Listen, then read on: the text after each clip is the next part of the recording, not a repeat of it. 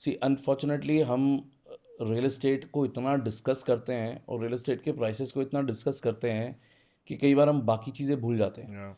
आप और मैं गुड़गांव में रहते हैं, हमारे बच्चे गुड़गांव की स्कूल्स में जाते हैं। Hmm. अगर मैं हमारी जो फीस हम देते थे अपने टाइम पे और हमारे बच्चों की फीस को कंपैरिजन करें, Yeah. आई थिंक जितना ज़्यादा अप्रिसिएशन, जितना ज़्यादा प्राइस इंक्रीज एक स्कूल फीस में आया, उतना तो आई थिंक दुनिया में किसी और चीज़ में नहीं आया। स्कूल फीस में, हॉस्पिटल बिल्स करेक्ट। में, आप पहले डॉक्टर की क्या फीस होती थी और आप डॉक्टर की क्या फीस है। Correct. But real estate agent से आज भी ये एक्सपेक्टेड है कि वो 1% पे काम करे। नहीं, 1% भी कई बार लोगों को मुश्किल लगता है। 1% लोग में उस भी पर भी नेगोशिएट नेगोशिएशन करते हो हैं। रही होती है, बिल्कुल।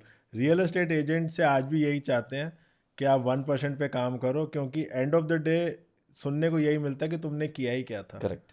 आपके पास भी ऐसा एब्सोल्युटली। चैलेंज आता है कभी? बिल्कुल आता है, बिल्कुल ये चैलेंज आता है। आई थिंक अभी भी वो जो एक्सेप्टेंस है हमारे प्रोफेशन की, वो धीरे धीरे धीरे धीरे सीप इन कर रही है।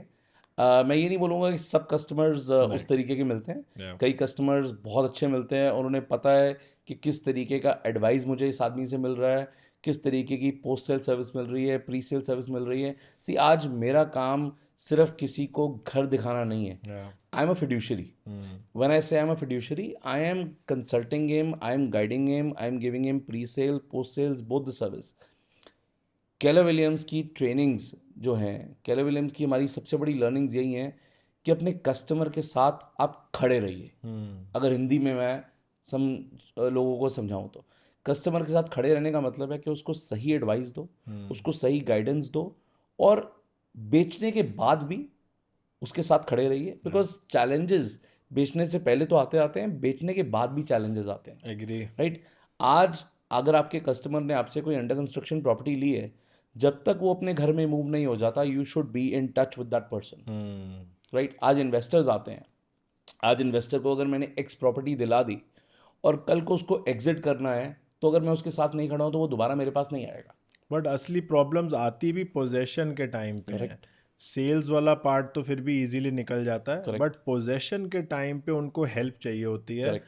With the quality check and also the paper work registry. उस टाइम पे भी एक एजेंट का काम बनता है उनके साथ खड़े होना। करेक्ट। इसीलिए हम अपनी टीम को ये ट्रेनिंग देते हैं कि जो आपका बिहेवियर, जो आपकी स्माइल, जो आपका व्यवहार कस्टमर से सेल करने से पहले है ना, उससे बेटर व्यवहार होना चाहिए सेल करने के बाद।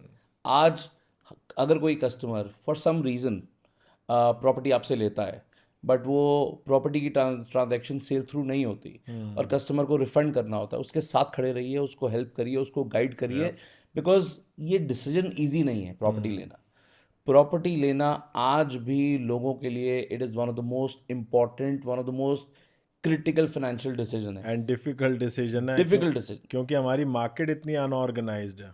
सी आप बहुत सिंपल चीज़ बताता हूँ। There was a meeting that I was doing. एक कस्टमर को प्रॉपर्टी लेनी थी अपनी पहली, और उसको 20 लाख रुपए का चेक काट के देना था डेवलपर को। वो कह रहा है कि मैंने तो 20 लाख रुपए का चेक कभी काटा ही नहीं, मेरा हाथ कांप रहा है। आई हैव सीन लोगों की कई बार आंखों में आंसू आ जाते हैं Yeah. प्रॉपर्टी लेते टाइम, बिकॉज आज रोज थोड़ी आदमी करोड़ों की चीज़ खरीद रहा है। लाइफ में कभी एक आधी बार ऐसा मौका मिलता है, इफ़ यू आर लकी, कि जब आप प्रॉपर्टी खरीद रहे हैं, करोड़ों की चीज़ खरीद रहे हैं और लाखों रुपए का चेक काट रहे हैं, उस टाइम पे हमारा सपोर्ट, हमारी गाइडेंस, हमारा एक जो हेल्पिंग हैंड होता है ना, हमें एक हाथ पकड़ के कस्टमर का खड़े रहना है ताकि वो कॉन्फिडेंटली वो डिसीजन ले सके। बट उस टाइम नहीं, उसके बाद भी। कई बार तो मेरे को कस्टमर को लिटरली पुश करना पड़ता है उनसे, जैसे आप बता रहे हो चेक काटते हुए भी उनको हैंड ओवर करना भी मुश्किल होता है। तो कई बार एक एजेंट का काम होता है उनको पुश करना, उनको कंफर्ट देना कि सर आप अच्छा डिसीजन ले रहे हो, don't over think it, correct. आप दो चेक दो और अपना डिसीजन को आगे बढ़ाओ।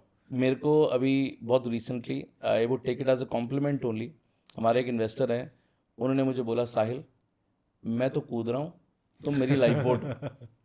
मैंने कहा हाँ मैं बिल्कुल सर लाइफ वोट हूँ और मैं आपको डिसअपॉइंट नहीं करूँगा, डोंट वरी। तो कस्टमर जब अपनी हार्ड अर्न मनी पे हमारे को एक ट्रस्ट कर रहा है ना, हमारी एक रिस्पॉन्सिबिलिटी है, एक मॉरल रिस्पॉन्सिबिलिटी है कि हम उस ट्रस्ट को कम से कम ब्रेक नहीं करें। और वो long term business, sustainable business तभी डेवलप होता है। एक हम एनालॉजी यूज करते हैं, we are hunter, we are not hunters, we are farmers. हमारे को रोज नया शिकार नहीं ढूंढना है। मेरे को आज, मैं अपने कस्टमर्स को मुंह पे कई बार बोलता हूँ कि मेरे को आपसे एक बार डील नहीं करना है, मेरे को आपसे आपके लाइफ में 3 4 5 बार डील करना है। बिकॉज अगर आप वो ट्रेंड अगर आप देखो, शायद मैंने और आपने, मुझे नहीं पता आपने अपना बचपन कहाँ निकाला है, बट मैंने अपना पूरा बचपन एक ही घर में निकाला है। वो घर आज भी हमारे पास है और उस घर से मेरी इतनी इमोशनल अटैचमेंट है कि मुझे लगता है कि वो घर कभी हमें बेचना ही नहीं है। बट जो घर मैंने अब लिया गुड़गांव में आके अपने पैसे से, इस घर के साथ मेरी एक इमोशनल अटैचमेंट नहीं है। मुझे लगता है इसको अपग्रेड करना है, 5 साल बाद अपग्रेड करना है, फिर जब 5 साल बाद शायद कुछ और अपग्रेड करना है। तो आज माइंडसेट लोगों का ये है कि लोग आज अगर फाइनेंशियली अपना अच्छा कर रहे हैं, करियर में ग्रो कर रहे हैं, हस्बैंड वाइफ की अच्छी डुअल इनकम है, people upgrade very very soon. There is no emotional attachment with the house.